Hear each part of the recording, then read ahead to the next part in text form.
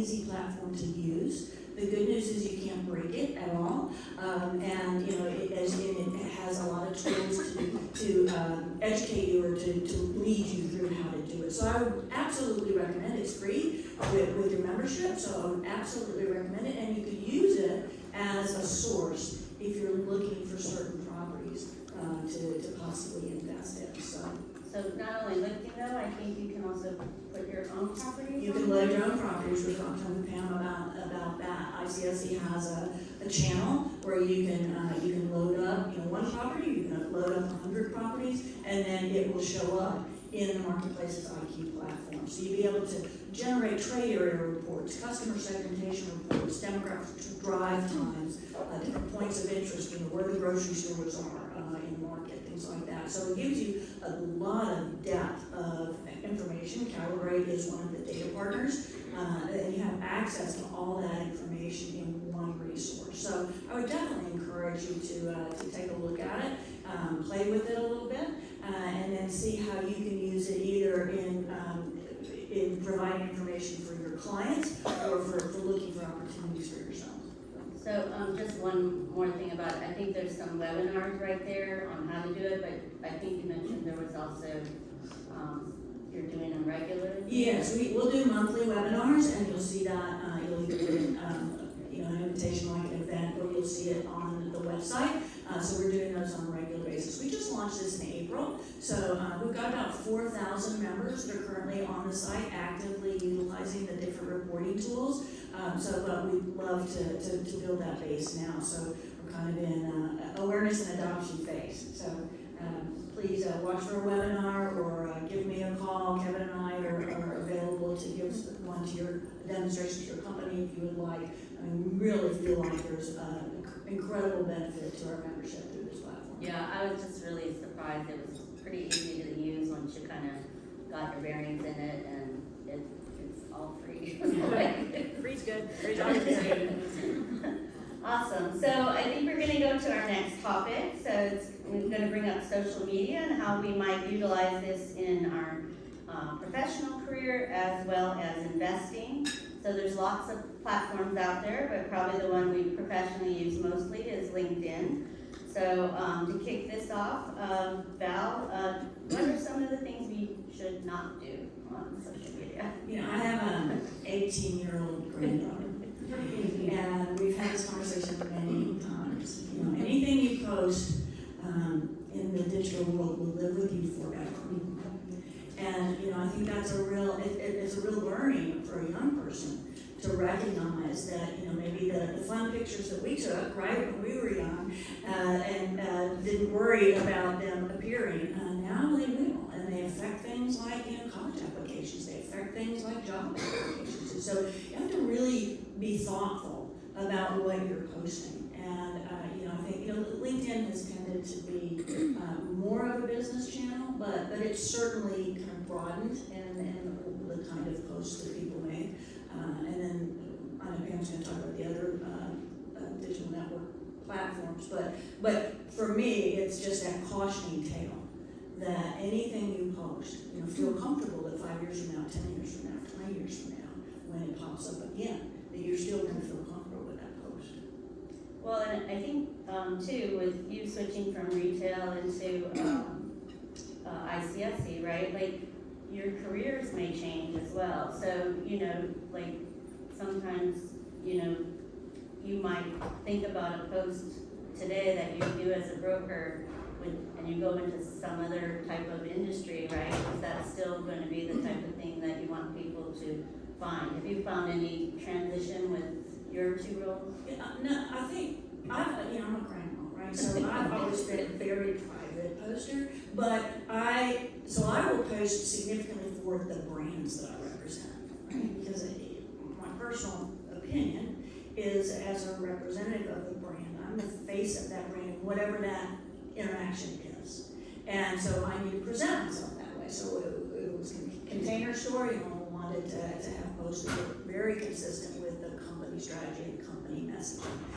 Same thing with ICSC. As a member-facing, member-supporting organization, we want to make sure that the posts that we make are helpful for our membership or highlighting our industry, things like that. So personal posts for me are very, very selective because I feel like I always need to represent the brand appropriately.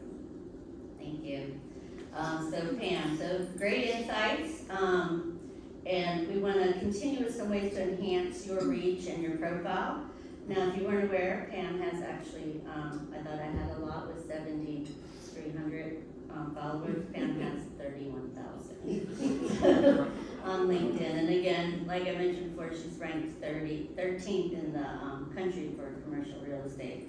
So what are some things folks can take away from today's session that they can do today, immediately, to the profile besides connect with you? Is everyone on LinkedIn using LinkedIn?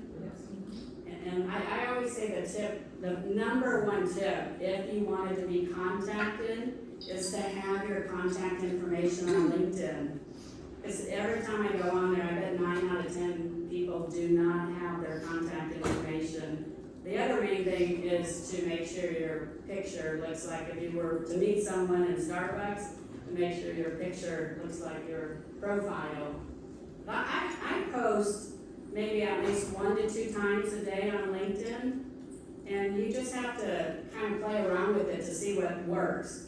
Videos, to me, always work. If you're with a celebrity, that will always get the highest post. I recently had the opportunity to meet Dolly Parton, and so for that one, to date, the 10 plus years, has probably got the most, likes and posts. But I always you probably know a lot of this stuff, but if we were here today, if you, took a picture of anything, tagging ICSC, and then resharing. So if you tag me or tag Valerie and tag Jill, I will reshare it and it'll go out to like 31,000 people. If you tag ICSC, which I always do, they have 53,000 followers. And with all the different social media, you just kind of have to play around with it. I've gotten more business off of social media, DMing people, we can talk about that too, but it's just a great platform that I highly, encourage. Sometimes I probably am on it a little too much, but I just know the impact of being on the different platforms, how valuable it is, especially if, for business, trying to get business, sell your properties, it's a great way to do that. So you mentioned Dolly, but I think there's a few other famous folks that have connected with you and you've actually got business done with as well. Do you want to talk about those a little bit? Oh, sure. If you watch the TV show Below Deck Mediterranean with Captain Sandy, well, I reached out to her first on Facebook to see how to get on the TV show, to be on the cast. And so I wanted to be on that. That's a whole other story, my casting days in Los Angeles on that side. But so I just reached out to her, and surprisingly, she answered me, and she said, "Pam, I'm going to be in Dallas. Do you want to meet?" And I'm like, "Sure." And so we met, and I ended up, we've become friends, and I ended up being her broker. She bought a firehouse property in Florida, and so I was, helped her with that, and was able to get her seller financing, and all of that. So that's how that turned out. But so you may be surprised of people, to reach out to them, but they Tell about Barbara. Yeah. Okay. I know, I just do crazy stuff. She actually dragged me to the first meeting, like in Dallas, and then she's like, "Take my picture." Oh, the Barbara Parkin? Yeah. Barbara Parkin. Yeah. It's surprisingly, but a lot of these people are available. I just went on Barbara, when I was writing my first book, 1 Cent Lemonade's $1 Million Deals, I wanted a top person to do the testimonial. So I just went on Barbara's webpage to see if I could meet with her. And they responded. She had to go through, ask some questions to make sure I wasn't some crazy person. But I ended up. They decided? Yeah, they decided. I fooled them pretty well. And so I ended up going to flew to New York City, and she set up a 1 hour meeting with me, and we ended up being 2 hours, and I don't even drink wine. She gave me a whole bottle of wine. I drank that whole thing. And, oh my gosh, it was, but what I learned from Barbara Corcoran from just that 2-hour meeting is that people like that, she was working with Cousins Maine Lobster, and they wanted to go into their first shopping center, and since we were talking about commercial real estate, she's like, we gotta get them on the phone. So she called them right there, and I talked to Jim, helped them, negotiate a LOI, told them not to do the deal, because Barbara's like, tell them not to do the deal. I'm like, Jim, I don't think you should do this deal. Anyway, so she provided the testimonial.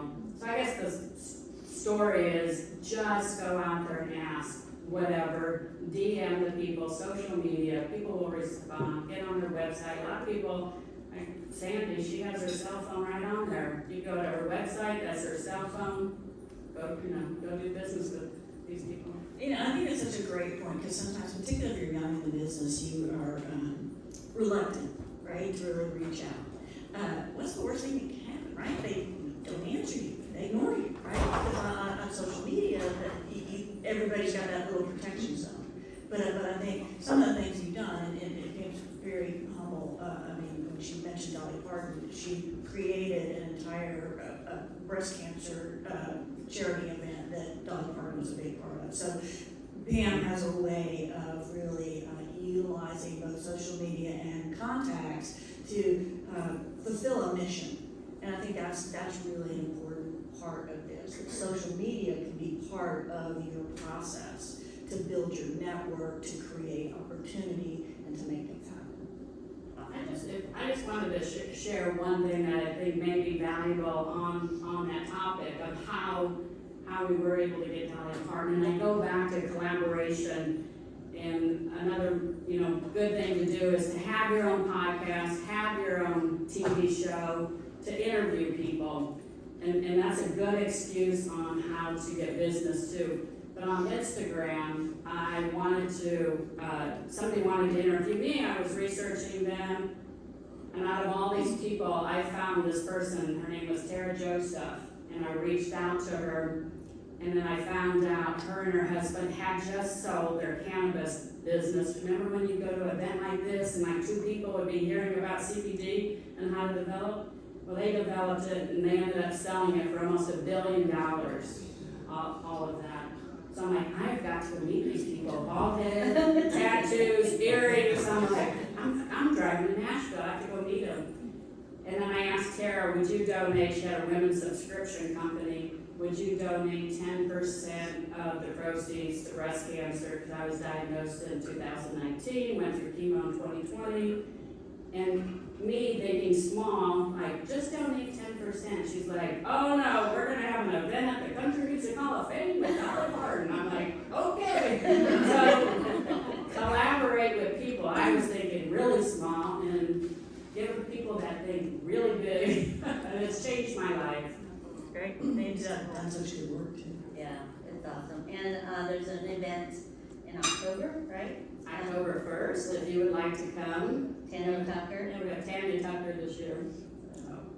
Thinking big. In Nashville. In Nashville, right. So we've kind of covered LinkedIn. So there are other platforms like Twitter, TikTok, Instagram, and the new one, Thread. I'm not sure how many have already joined that one. But do you have any other comments about those platforms as well? I know from an ICSC standpoint, we've been broadening the platforms that we're active on, and it's so interesting. And TikTok is really the young members' venue, and so to speak in their language to them on their platform is brand building for the industry.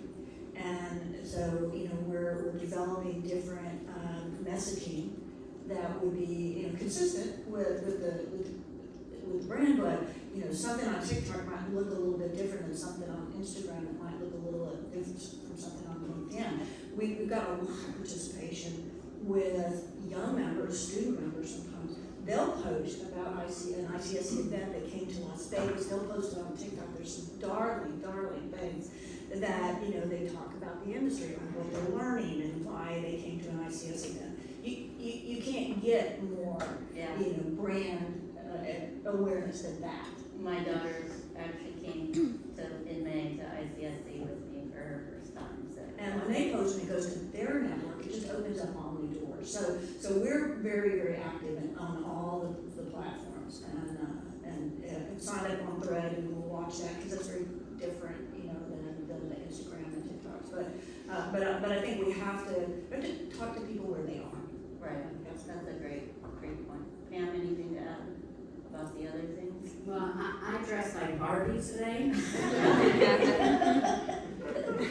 Because I found out, I was doing some research, and I found out that Barbie, did you know she had 200 occupations since 1959? But you know what she does not have an occupation in? Real estate. There's no real estate. Not even real estate agent. Boo! No, so I am going to be posting a picture of me in Barbie's outfit today and sending it to them that we need. Yeah. Maybe I missed it, but I went through it.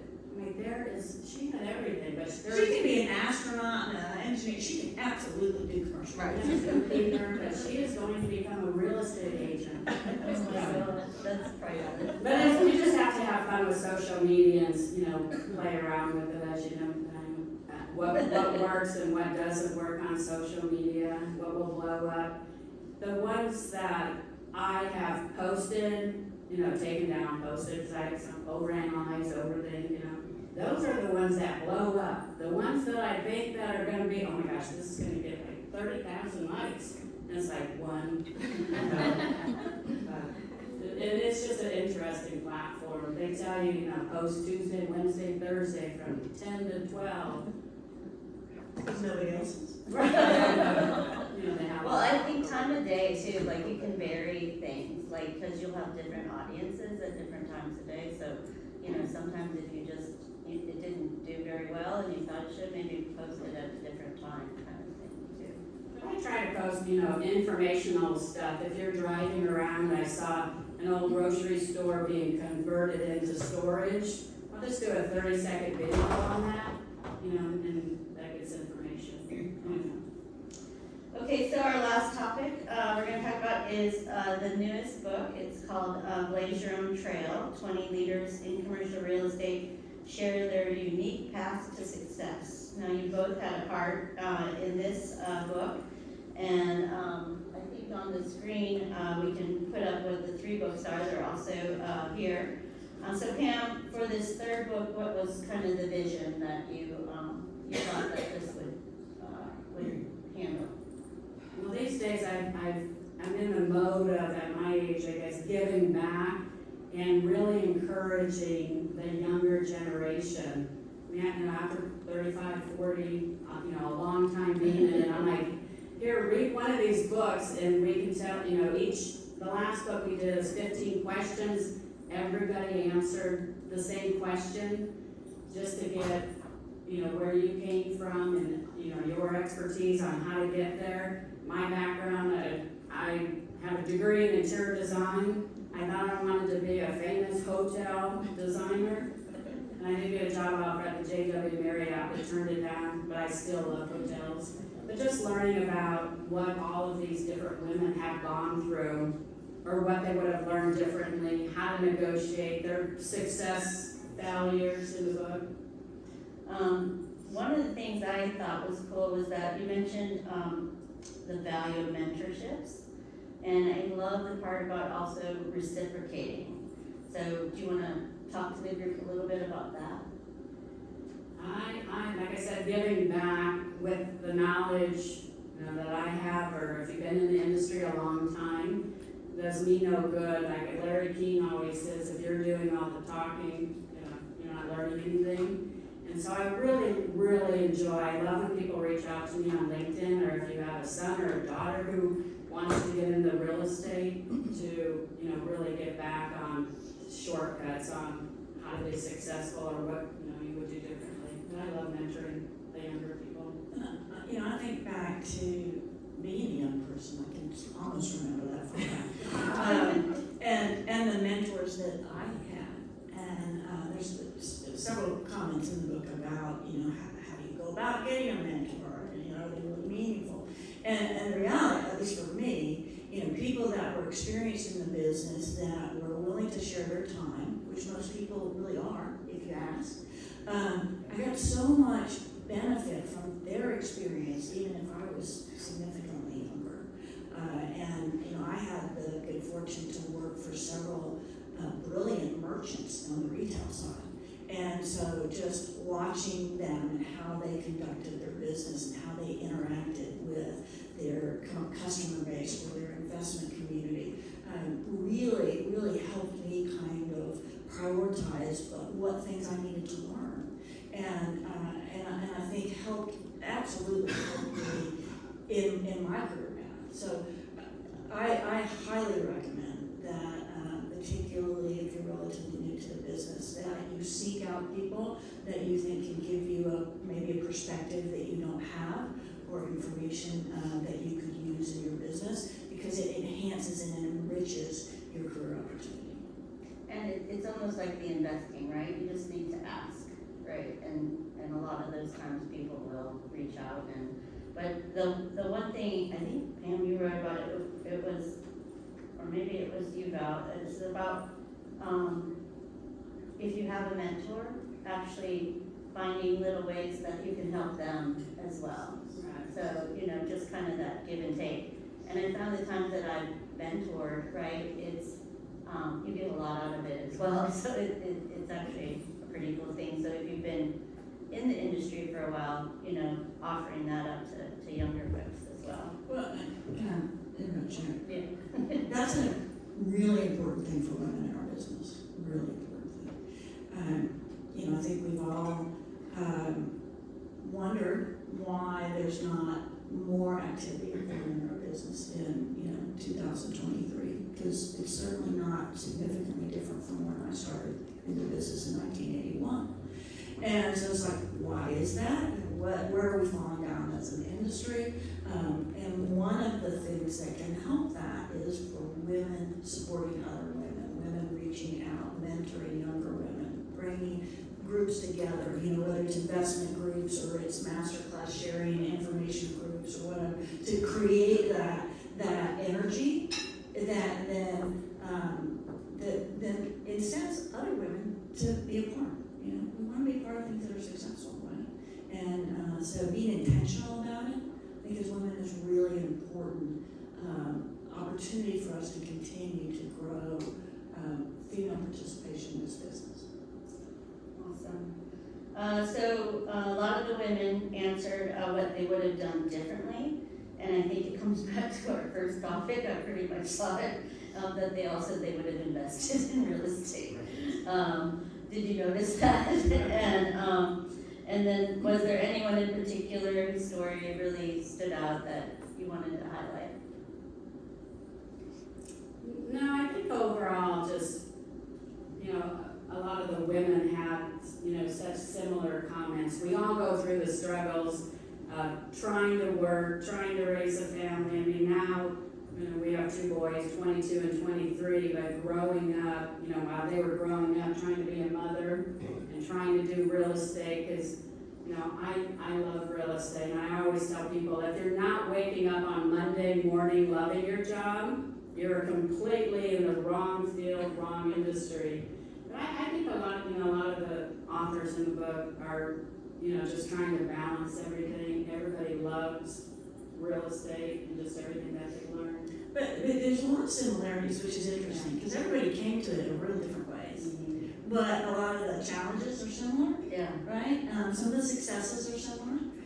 There's some really great stuff about tips, negotiating tips, because I think women, maybe don't see themselves as negotiators. And so, how do I pull together some active tips that can help me be a more effective negotiator? That's kind of helpful. And what was your biggest failure? I loved that question.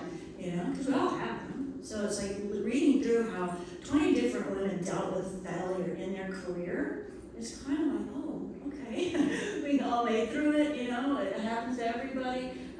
So it kind of gives you confidence that you're not in this alone by any means. my failure, which is a tip also, but failure of somebody telling me, Pam, that property is too expensive. You'll never get a tenant to pay, $150,000 a year ground lease on blah, blah, blah, And then I drove by and it's like, damn, there's that Starbucks that went there, and then they paid it. So my failure is, just Don't listen to your husband. yeah, don't listen to him. Don't listen to him. Just, if you believe in that property, so now if it's too expensive, I'm like, my mottos are find a way and never give up. That's what I'm, my 2 hashtags, so. Awesome. So that kind of sums everything up. We wanted to open the floor up for questions or comments, or if you have a story to share as well, that would be awesome too. It's a podcast. First of all, thank you for your insight and wisdom. So I'm a little bit of a different situation in that I've invested, I'm an investor, but my vision is to pull together a fund, woman-led, and surprisingly there aren't any out there. There's one that started years ago, Artemis, created by 2 women, one has exited. I've had the opportunity to talk to so many people because I was on the public side for years and I saw how easy it was to get capital. And it's been a real struggle in trying to get people on board with it. As women, I've talked to a lot of women in investment banking and they've said, look, it's not unique enough. Even if you have 5 women who are very deeply experienced, you still need to prove yourself as a team, which I think is a double standard, truthfully, because I don't think that's happening elsewhere. But my question is this, do you feel that there is an avenue to have women who are in those placements to place capital, bridge that with us, the people who are looking to, pull something together that has that group? Are you aware of anything? It seems like there's a disconnect between all of us who are working and investing, and then the groups who actually, place capital as opposed to sort of friends and family round, something like that. There's some funds going on that we are forming in Texas, a group of women, but there is a couple women that are doing funds in the multifamily sector that have created that. Or how you talked about Beth, when I met with her last week, she put a fund together and she ended up having 46 women in that fund. I was one of them. Oh, okay. Western Road Okay. project. Well, good. It's funny, Beth will say, I don't want to create like a big, she'll do those things on a specific project, but she doesn't want the big, you're buying, 20 assets or something like that. That's not really where she wants to be. So it's like, how do you get to that point, I guess? And how do we as women, help each other in sourcing people who maybe have that ability to, to allocate capital? So I'm just kind of thinking off the top of my head, but I've always been on the deal maker side. Valerie's my first time on a technology side, but you could pick companies like McDonald's and Walgreens who have actual initiatives about women by 2025 to have women senior director and above. That might be an avenue to actually target one of those retailers that has those kind of directives in place. It's something different, but they're talking about it, so I don't know. I think you probably do, Nancy. I think you do have to start small with the fund, like Beth is working on, and build some credibility with the financial community, right? Because that ultimately what you want is to be able to put together either several pieces of property or something on a larger scale that can then get financed. Well, obviously right now with capital markets being as they are, it's challenging. But if you can do something now, smaller, build that track record, then you've got a real story to tell if you want to do a whole portfolio play or something. So, but I think there are several women's real estate investing groups out there that share information. How active they are in actually investing dollars, I'm not sure. And I've recently just joined a mastermind called Money Is to learn about money, saving money on that. And they just presented 6 new deals on investments like that. One's a coffee company, in different categories. So just finding a group like that. I mean, I've always done it where I've had myself or 2 or 3 or 4 people as partners on development deals. You want to mention the self-directed? And so that was something I had. I don't know if people have heard of self-directed, having a self-directed Roth IRA, that you can buy real estate with your fund of transferring over. You have to look into it, but you can buy different things with that, from if you work for a corporation. When I worked at Brinker, that 401k money is just sitting there and it's moving